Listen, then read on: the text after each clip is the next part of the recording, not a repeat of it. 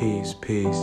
Today, Nic Nacc and Santino Cash join me for the season finale. We discuss inspiration, the year 2020, plus much more. I'm your host, Barge. Welcome to Safe Space. Hey girl.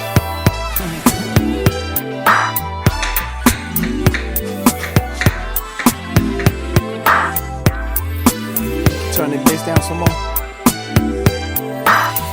Still pounding. There we go. I just got your text message. So, growing up, I played piano, and my mom is a singer. So I was just like, she's a real Russian. So I was always going to like Russian restaurants and hearing her sing, and like that was just always a big part of my life. So growing up around her being from Russia, there's very specific songs that she listened to from America. So there's like just things that made me want to explore music. Like she listened to like ABBA and the Bee Gees and Michael Jackson and Prince and shit like that. So it made me want to explore as a kid. And then as I was growing up, I kind of like always loved music, but I never like did anything with it. I tried singing, I tried being a musician, whatever, none of that shit worked. So I was like in school and I was working at the bar and I was working at the mall. I was doing all these things and I'm like, wow, none of these things are fulfilling to me. Like none of them. And at the time I was dating somebody who was like traveling on the road with an artist. And so I would like go around to see him, like just seeing him like in his purpose. I can't say it made me jealous, but it just made me want to like find that within myself. Because like I was around all these people who were in their purpose and I'm like, wow, like I'm not doing that yet. And I was like 21, 22 at the time, just kind of, still exploring things. I still am, but at that time I was really like getting to know myself and what I wanted. So long story short, the relationship ended. I was in a very dark place and I was like, you gotta do something. Like you have to figure out what it is that's gonna bring you like a lot of joy. That's gonna make you feel like no matter what happens, if you're doing it, you're happy. So I was like, I don't wanna sing, I don't wanna be like a full-time musician, I don't wanna do any of the things that I'm doing. So I'm like, how can I get that love and passion for music out into the world without being like the face of it? And I was like, you can just DJ. So my friend and I, my best friend Tiana, we were both working at the mall at the time and we had lunch together on our breaks. And we both just like started talking about how we wanted different things and like we wanted to just try something new. And we both were like, I want to start DJing. And we did it at the same time. And then we threw our first party and it was like history ever since that. Baby, don't be looking at the speaker. Now looking back at every single step up until now and then, even moving forward as the person I am today, I literally know that everything was how it was supposed to happen. And it's crazy, because you don't see it at the time. Right. But I'm here now, doing all the right shit, I think, for me. That's dope that you can look back and like appreciate those moments and grow from those moments. Yeah. A lot of people are still doing that, so for you to be able to, it's just beautiful. Yeah, like I don't feel like anything that I did I would take back. Of course, if you had the choice, maybe you would do some things differently. Right. But because I don't have the choice and because I'm really happy as the person that I am, I can't say that.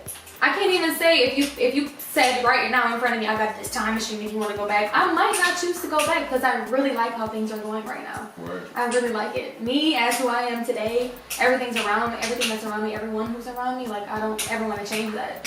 So if going back would change the course and make me not be right here, I wouldn't do it.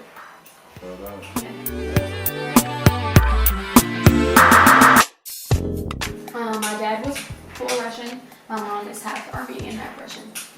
So my mom is from a place called Azerbaijan, and then they moved to Moscow because my mom got kicked out of Azerbaijan because she was a Armenian in a Muslim country. So there was like a whole Armenian genocide and stuff. So she had to escape from her country, leave everything. She literally escaped out of her apartment building. So she had to leave everything and go to Moscow, and then from Moscow they came here. So I was in her belly on their way here. That wasn't supposed to happen. Apparently it's on their last night that they conceived me, but who knows if that's still that. But she found out she was pregnant when they got to America, so she got here. Yeah. I think I'm like their angel baby, like their miracle baby. I think that it was very necessary for me to be born for them, which is like my whole life. My whole life is to be of service to other people, you know? And I like that. I'm obviously putting, as I get older, I put myself first, but I still feel like my purpose here is to be of service.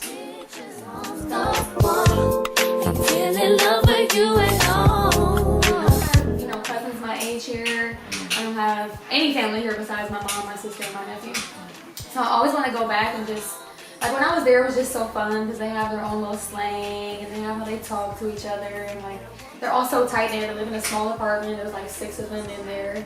You know, although it's like to some people, because of the way that they teach us to think here, to some people that might make it seem like people are struggling, but to me, like they seem more fulfilled. Like they're tight. They're tight. They can depend on each other for things. They don't have to be alone and stuff. Like being independent is not the version of success for at least Russian culture. I'm sure it's like that of many other cultures.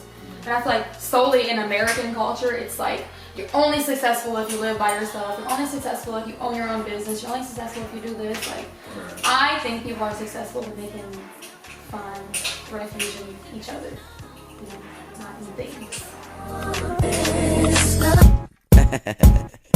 It's probably been one of the best years of my life, as far as me, Nicole, as a person goes. Like, you know, not as far as my DJ career goes, or I mean, that's I'm always grateful for that regardless. But I think me as a person, the things that I needed to do, sit down and be quiet and see who Nicole is outside of all those things, like I needed that. That would have never happened if it wasn't for this shit. It would have never happened. Like at all. It wouldn't have happened. The way things were going at the beginning of this year, in February, I was DJing 4 or 5 days a week, not sleeping a lot, drinking a lot. I was happy and excited and moving around and stuff, but I wasn't at peace. I wouldn't call that peace. Right. So I needed that for sure. No, I agree. Yeah. And the habit of doing things to like, I don't know, block out what you really need to focus What you really on. feel, yeah. And I find myself, like, I've always been a vivid dreamer, but I find myself dreaming even more vividly now because my mind is clear of other things that were suppressing it, and now I can just dream and think freely, you know, instead of thinking about like very specific things that were plaguing me that I was ignoring. Those were the things that I was constantly thinking about and dreaming about and wondering about. But like with this time and just time to be quiet and, you know, be introspective, like I really was able to deal with things that I was not dealing with otherwise. And probably wouldn't have dealt with them unless forced to, you know? So I'm grateful. I had a good year, I'm not gonna lie. I had a good year. Like, it sucks being,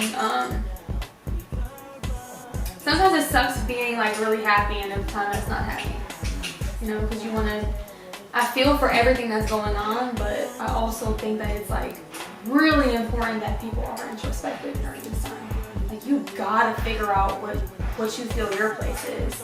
Aside from what people tell you, aside from what the government tells you, the news, social media, all that shit, like figuring out who you are by yourself. You just sitting here with your eyes closed. Like, who are you as this person existing right now?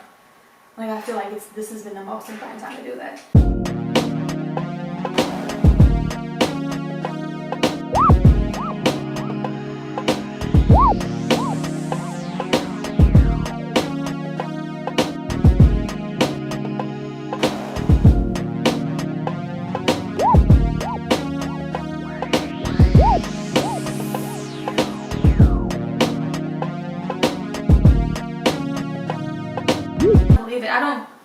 I don't believe in a male white president that's over the age of 70 years old.